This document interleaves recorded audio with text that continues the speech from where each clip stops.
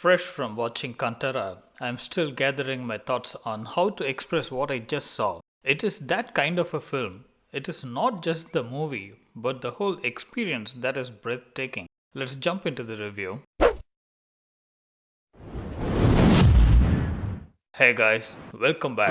Ever since Kantara released towards the end of this September, this movie had been making waves among the Indian movie viewers in India and across the world.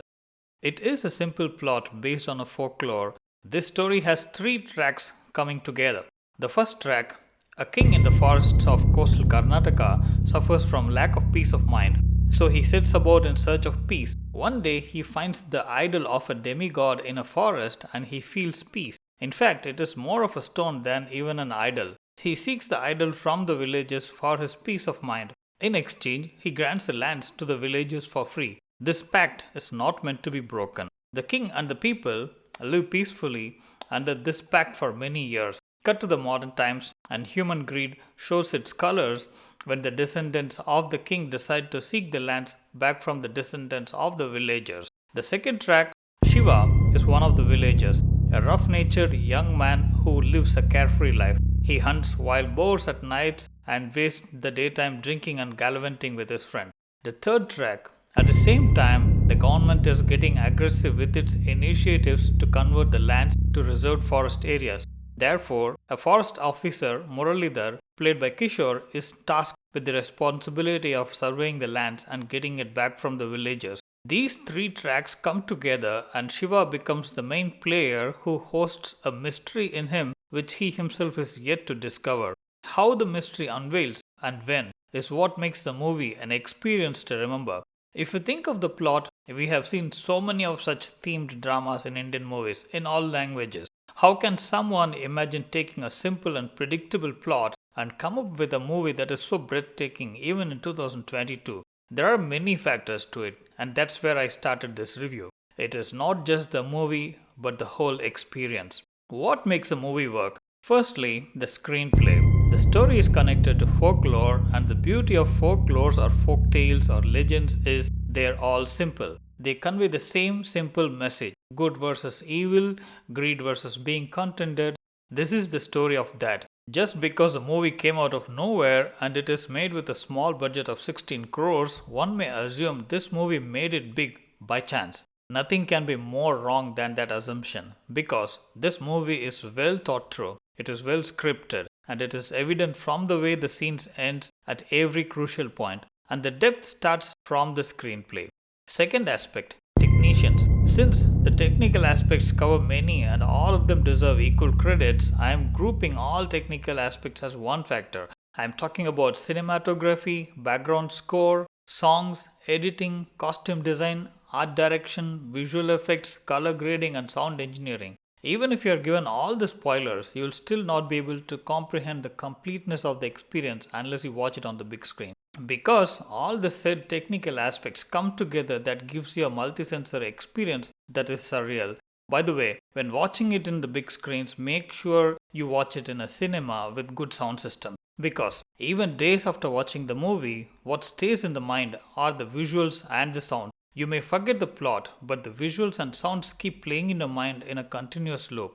Lead cast. It is an out and out Rishabh show. He is a writer, director, and protagonist, and he is a powerhouse of a performer. He is the dark horse nobody paid attention to, and what he came up with is a performance that will send shivers to many actors who survive in the film industry with no creditable talent or contribution to the film industry. Rishabh is a man of his own making.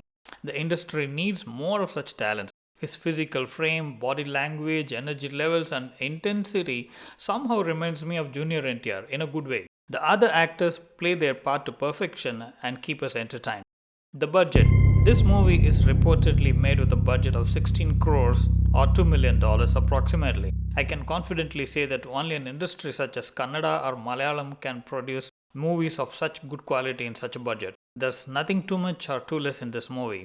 Okay, there are a few eyesores, which I'll come to shortly, but this movie should be a case study for how to present a well-made movie with a tight budget. With the backing of a Hombale Films, they could have gone for a higher budget, but they did the job with a lot less money. Is there only positives to this movie? Absolutely not. There are irritants and gaping holes as well. But in the overall scheme of things, nobody bothers to pay attention. Or even if you notice, you tend to ignore because the negatives doesn't matter, given how the movie progresses. Firstly, the length. There are scenes that take a bit longer than necessary. Also, there are repetitions. For example, the visions that haunt Shiva. They are way too often, more than warranted to buy the viewers in. Secondly, some characters are overexplored and some left unexplored.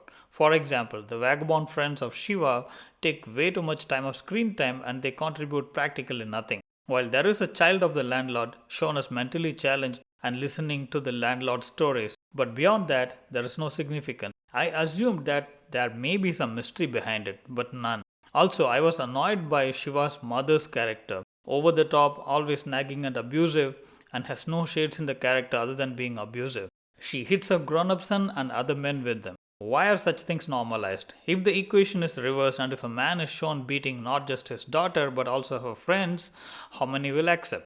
Also, Shiva's advances with his love interest is outright cringy, absolutely avoidable. Also, the sexual exploits of the men could have been completely avoided. These small irritants notwithstanding, the movie is a treat to watch. Watch this movie on the big screen. Do not wait for the OTT release. This is a milestone movie for sure. This will stand the tests of time. 2022 had been a watershed year for Kannada film industry. I wish there is more success in 2023. That's it for now guys. I'll come back with my next review. Till then, bye bye.